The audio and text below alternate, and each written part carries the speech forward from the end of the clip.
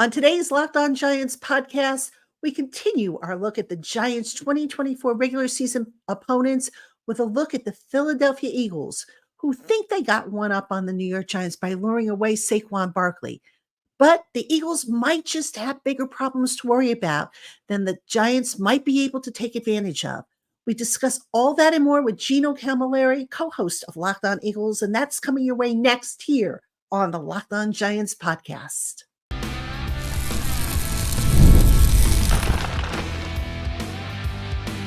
You are Locked On Giants, your daily New York Giants podcast. Part of the Locked On Podcast Network, your team every day. Today's episode of the Locked On Giants podcast is brought to you by FanDuel. Make every moment more. This summer, FanDuel is hooking up all customers with a boost or a bonus for everyone every day all summer long. Visit FanDuel.com/LockedOn to get started. Hello, New York Giant fans, and welcome to another edition of the Locked On Giants podcast, part of the Locked On Podcast family, your team every day. I'm your host, Patricia Traina, credentialed member of the New York Giants media for Locked On, as well as for New York Giants on SI. Find my written work at si.com/NFL/Giants. And welcome on in to my everydayers, my Blue Crew community members, my newcomers, and everybody in between. Thank you for spending part of your day with us here on the Locked On Giants podcast. If you watch on YouTube, please like, subscribe, and ring that little notification bell so that you never miss a video. And we are continuing our look at the New York Giants 2024 regular season opponents. This is a show I know a lot of you have been asking for. We have on today's show Gino Cammilleri, who is one half of the Locked On Eagles duo. And he is here to talk about those dreaded Eagles, those thieves who stole Saquon Barkley away. But no, seriously, Gino is great to talk football with. And Gino, my friend, so good to see you.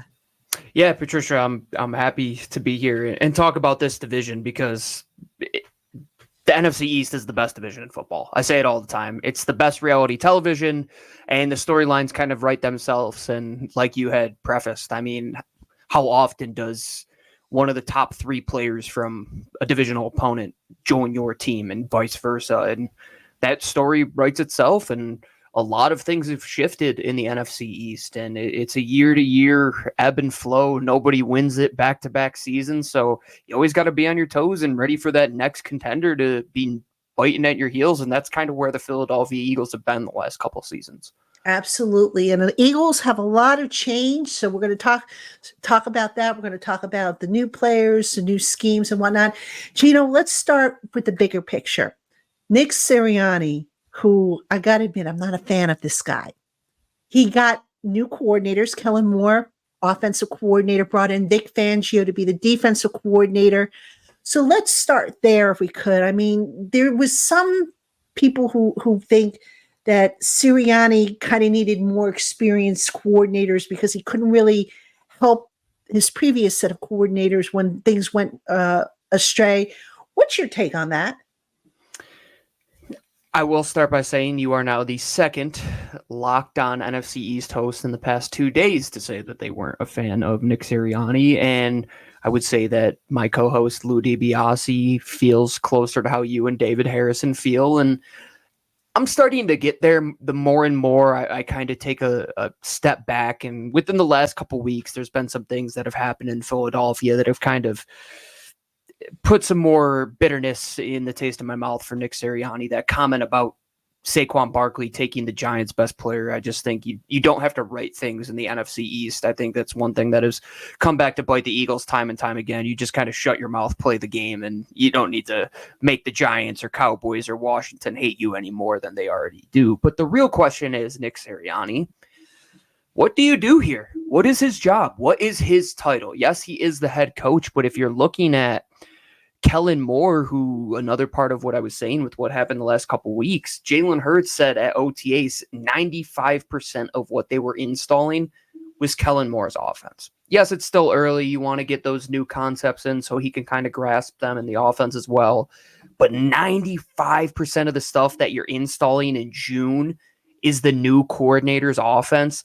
after a season where you already had question marks with Brian Johnson, if you were able to help him after Shane Steichen, who really was that offensive mind, went to Indianapolis and was able to get the best out of Gardner Minshew last year and that team. And look, they were a playoff team with a roster that was probably 1/3 as talented as what the 2022 Philadelphia Eagles were.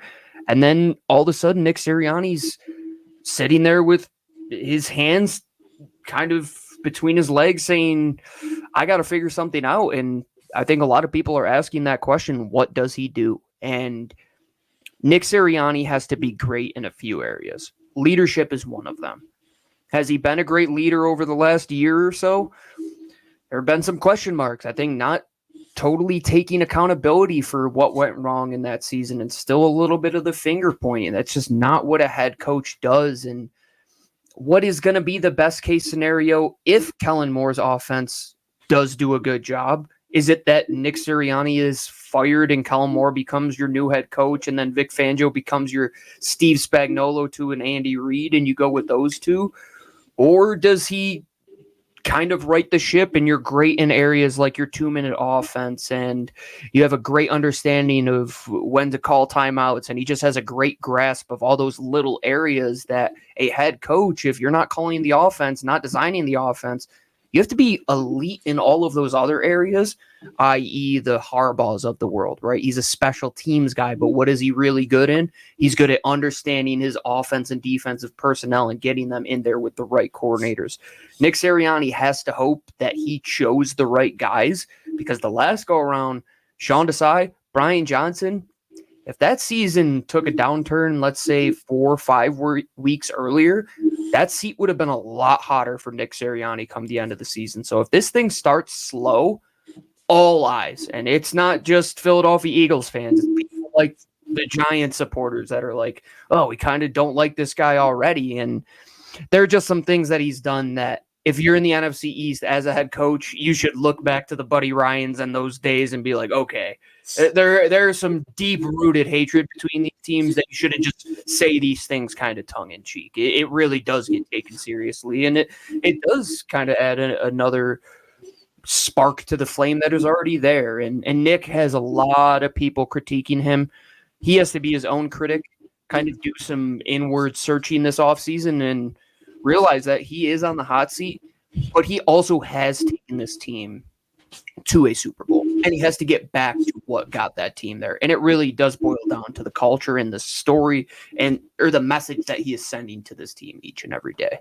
Yeah, exactly. I mean, simply put, the guy's got to grow up. He does. You're an like NFL head coach. You're not me coaching this team, right? You are Nick Sirianni, head coach of the Philadelphia Eagles. You have to be mature, and you have to know what that title brings. Right. All right. Let's talk specifically about the changes, though. Kellen Moore coming over previously with Dallas, and how much of that Dallas offense are you seeing, or is Kellen Moore changing it up a little bit? So what you're going to see that I think Giants fans would be very familiar with, and that's what we've kind of mentioned on our show over at Locked On Eagles, is you're going to see guys moving all over the formation. And I think that's what he did best in his years at Dallas. And you see guys like Tony Pollard, who really excelled in a role player type of situation, and guys like Cedric Wilson as well, because, the stars are going to be great regardless. The AJs, the Devontaes, they're going to be great no matter what. But I believe that Kellen Moore, what his foundation is motion, is making defenses think and stay on their toes and have their eyes going left or right. The Eagles were stagnant last year. Let's call a spade a spade. Their offense lined up. They were running 1 of 4 route concepts, and you could kind of figure it out by the time the first quarter was over. Kellen Moore, he's going to line this team up in bunch and trip sets. Nothing is going to look the same right off of the bat. You're going to see guys motioning from the backfield out wide and vice versa. And hopefully he elevates the play of those role players. Because the Eagles in 2022 to 2023, the thing that killed them was depth. When it came to those 5th and 6th guys on offense and defense, when they had to hit their corner 3, as I always make the mention of, they weren't stepping up. They were banking it off the rim, and they were just shooting air balls, and they weren't coming up in those situations. So Kellen Moore, what he has to bring is making everybody's job easier by motioning them into space, finding these new ways of these new offensive coordinators, which the Eagles lacked. They weren't Shanahan-esque. They weren't McDaniels-esque. And it's great when these guys like AJ and Devontae can win the one-on-ones, but how much better is it when they don't have to take contact and they can protect their bodies and just get the ball in space, and all of a sudden they have a 25-yard gain on a simple bubble screen. They need to get back to that, and that's what Kellen Moore should help propel this offense towards in 2024. Jason Kelsey, but you gained Saquon Barkley. Is Saquon Barkley at this point a luxury, or is he something that you just feel was missing on the Eagles offense?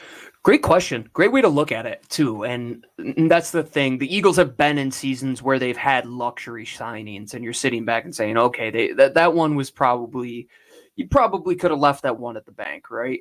Saquon Barkley is almost out of necessity because how they're labeling him, it isn't just truly a running back. And Giants fans know he's an offensive weapon. He is a guy that you can get hopefully 2,000 yards out of. That's what the Eagles realistically are saying when they signed him to that price tag.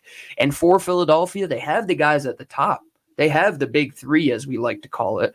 But Dallas Goedert, look at his track record. He hasn't been fully healthy for a full season in the entirety of his NFL career.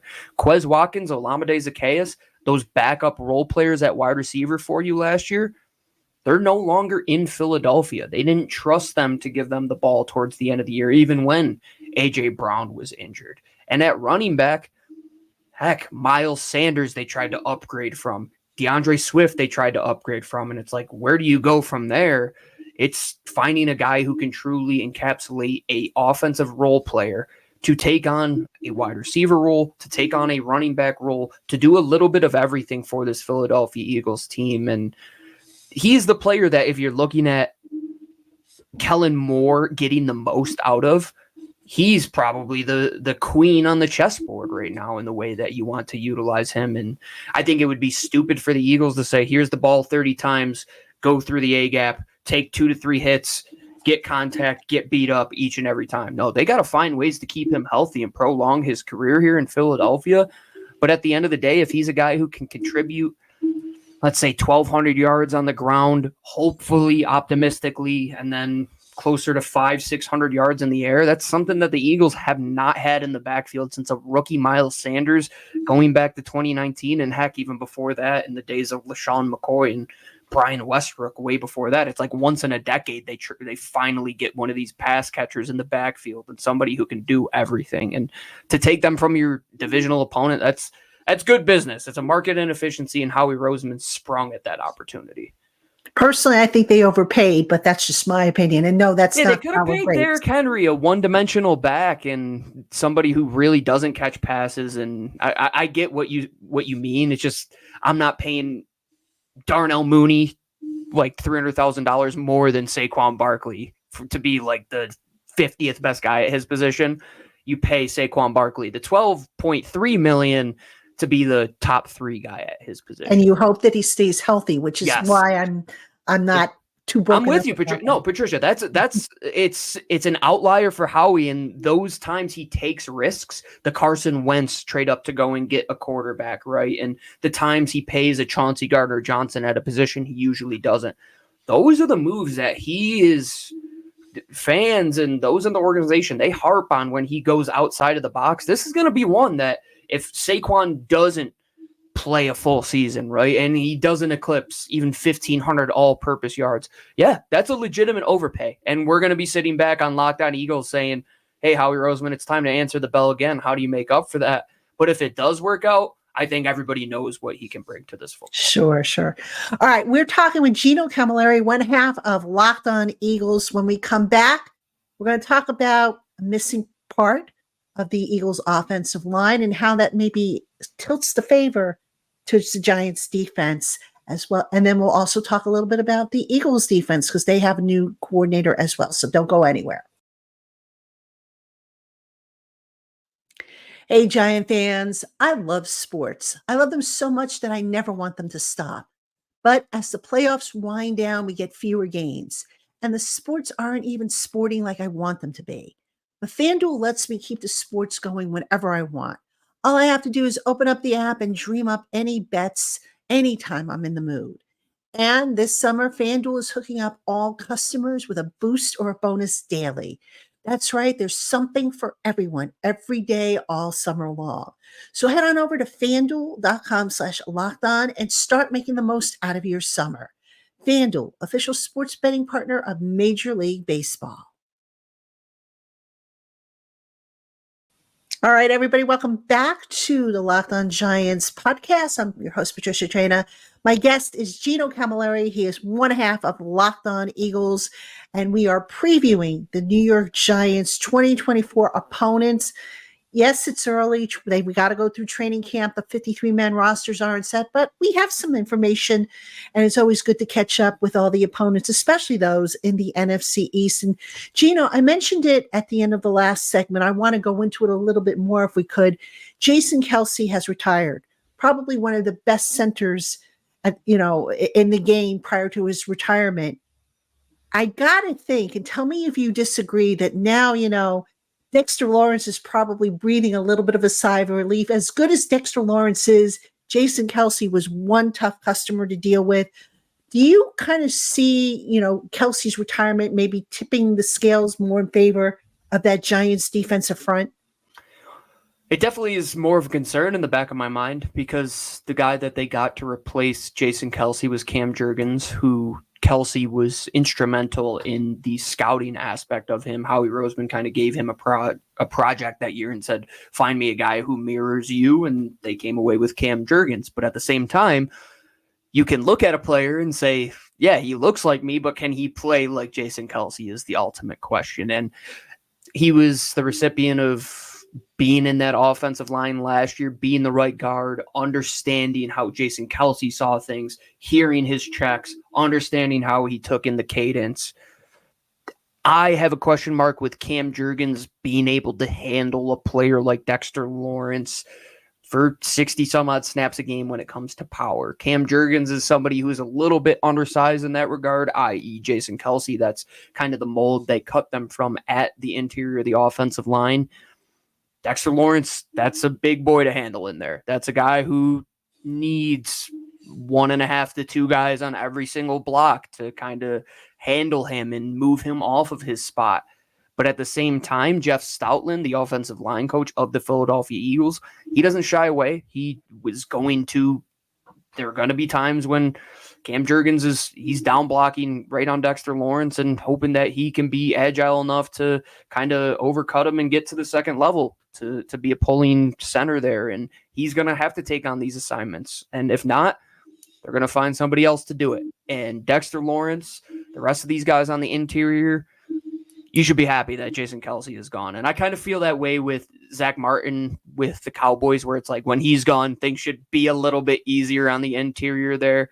But yeah, we'll see the first time when they go against an all-pro caliber type of player in Dexter Lawrence, right? We've said kind of tongue-in-cheek that, like, yeah, you have somebody who can mirror him in practice and Jordan Davis. But the thing is, Dexter Lawrence is a top 3 player at his position. We saw what Fletcher Cox, a top 3 interior player, could be for a team for about a decade. And I think we're looking at that with Dexter Lawrence and Nick Sirianni. That's why the whole take your best player thing is ridiculous, because it's like, do you not see this legitimate, probably Hall of Famer in Dexter Lawrence on the other side, who is a load to handle? And yeah, it's going to be difficult now with Kayvon Thibodeau there as well. The Eagles offensive line is shuffling around. Not just do you have a new part there, but at right guard as well. Are you going to see a second-year Tyler Steen fill into that role, or a journeyman like Max Sharping or Mekhi Becton or Matt Hennessy fill into that role as well? So the interior of the Eagles offensive line, if you're a team in the NFC East where the bread and butter is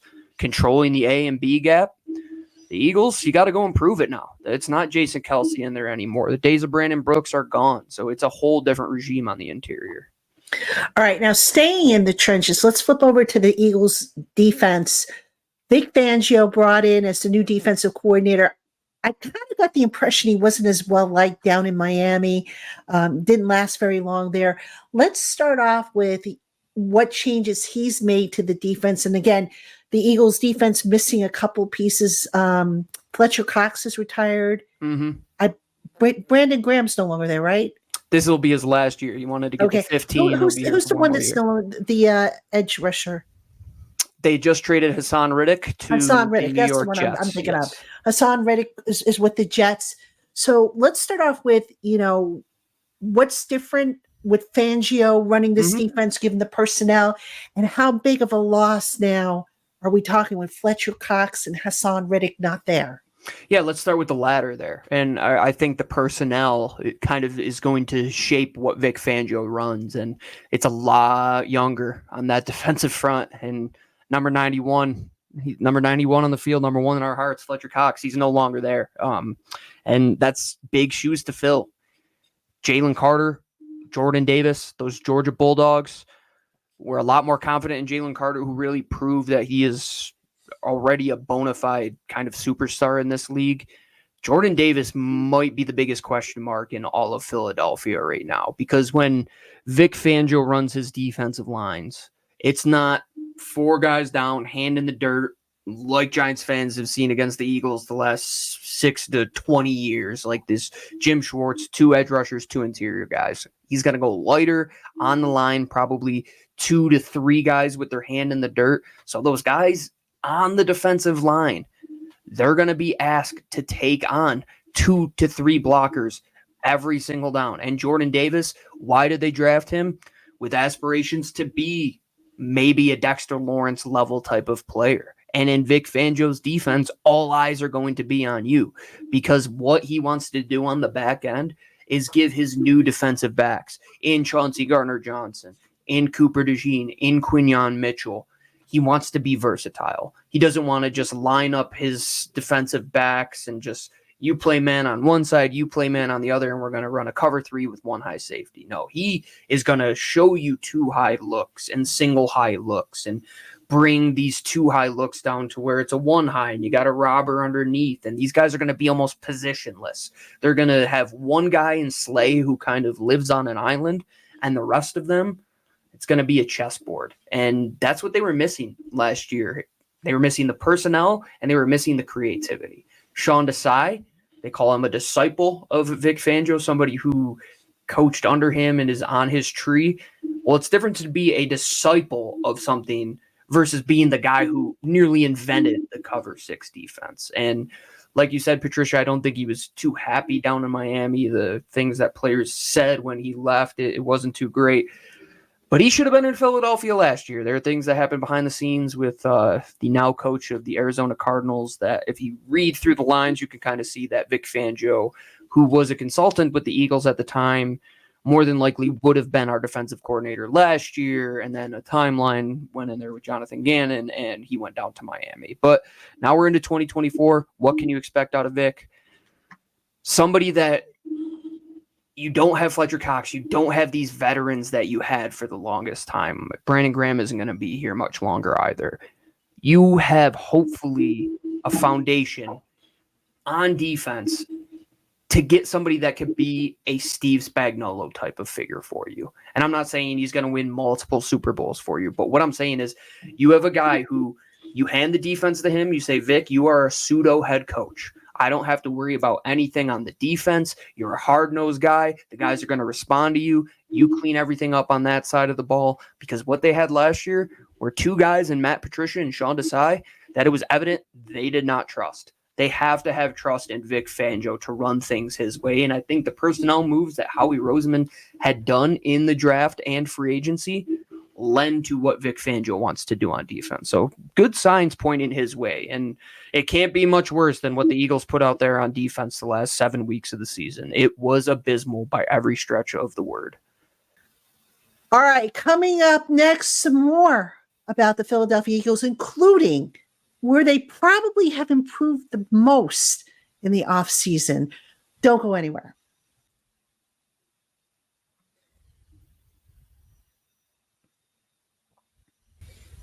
All right, Giant fans, welcome back to Locked On Giants. I'm your host, Patricia Traina, and my guest is Gino Cammilleri of Locked On Eagles.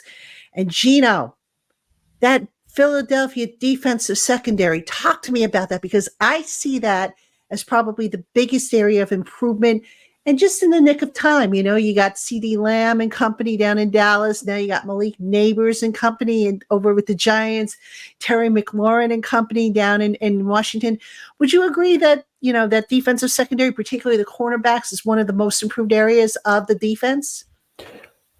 It better be. It better be. And they made an investment. They put all the chips on the table to the defensive backfield in the best of way. And I think you set it up perfectly, Patricia. How do you guard CeeDee Lamb? How do you guard Terry McLaurin? How do you guard Malik Neighbors? The number one rule, and I say this thing all the time on my show, draft to beat your division. And it was clear. They needed help in the worst of ways. So what did they do? They went out there in free agency and they signed Chauncey Gardner-Johnson, who was arguably the missing piece for you on that back end when it came to a tempo setter, somebody who set the defensive culture. Now in a young Quinyon Mitchell, who was your first round pick. Hey, you see the Giants draft Malik Neighbors?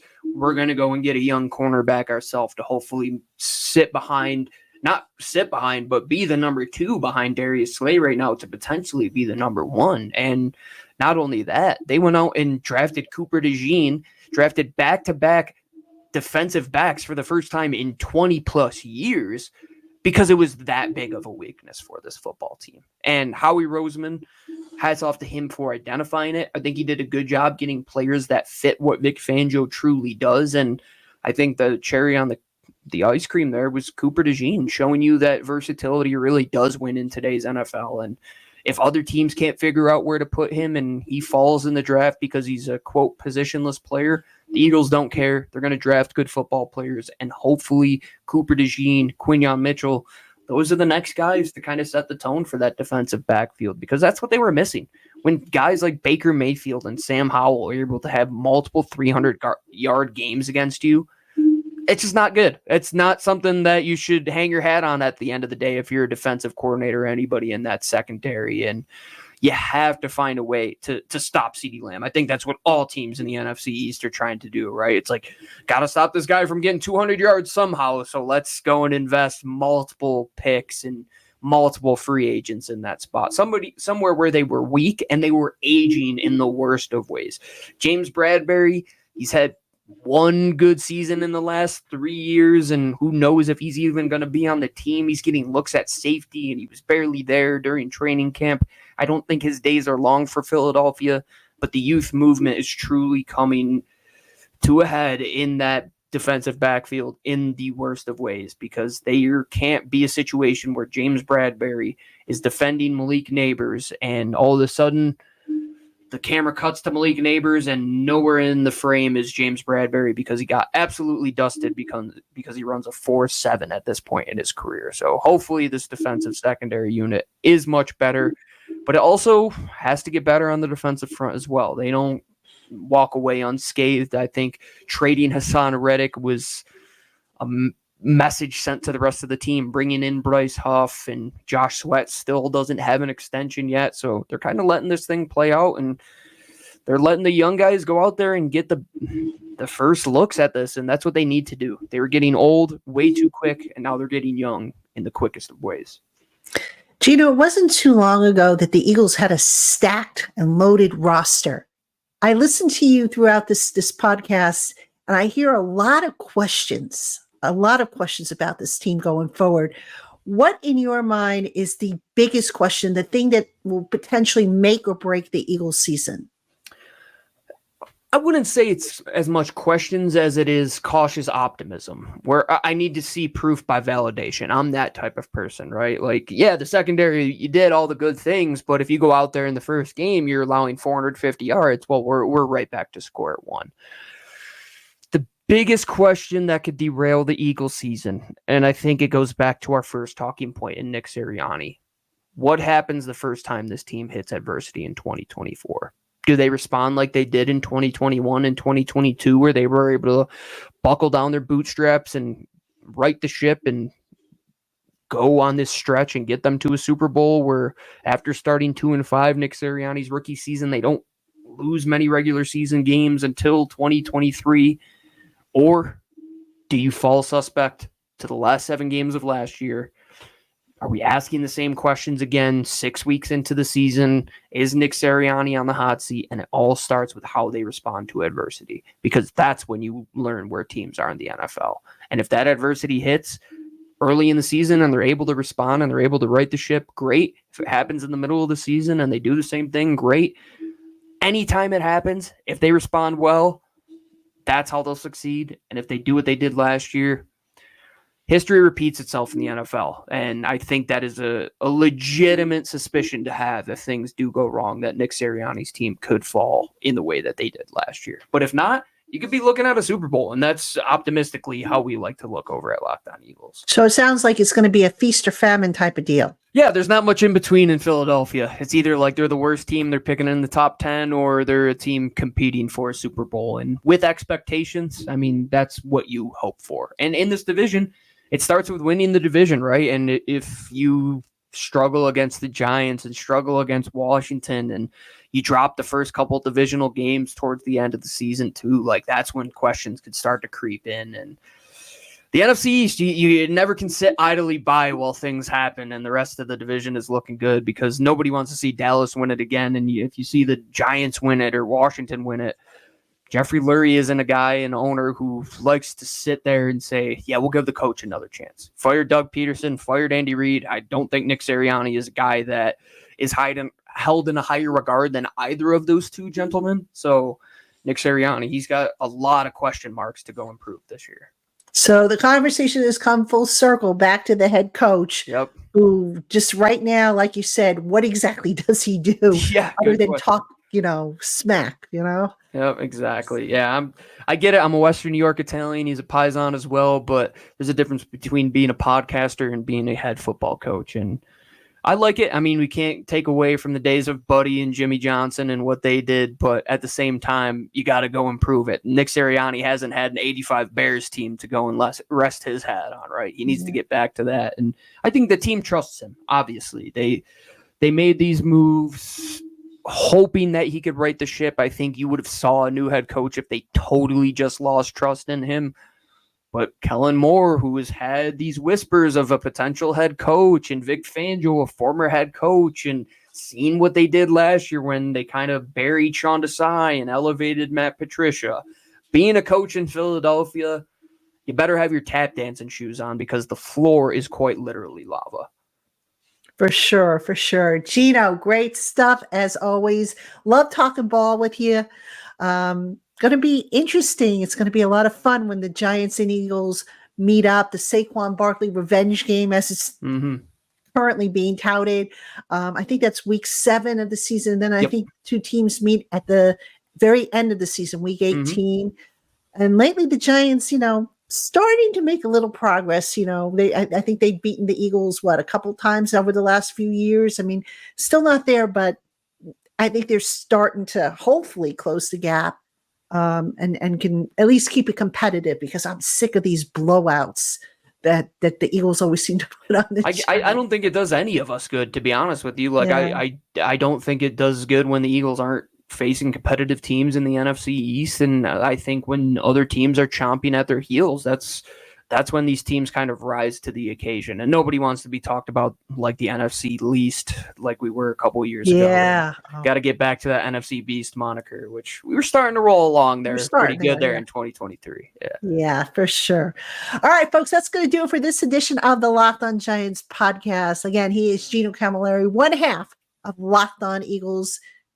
Do yourself a favor. Do check them out. I know they're the Eagles, but Gino and his partner, Louis DiBiase, do such a good job, as do all our hosts here on the Locked On NFL Network, as well as our Major League Baseball hosts, our hockey hosts, NBA, college hosts. What a network we have. I'm so proud to be a part of it, because we all help each other out. We all, contribute to each other's shows, and we all try to do our very best to bring you daily coverage of your team every day. For Gino Cammilleri, I'm Patricia Traina. Giant fans, keep it here. We'll have a lot more coming for you here on the Locked On Giants podcast. Till next time, have a good one.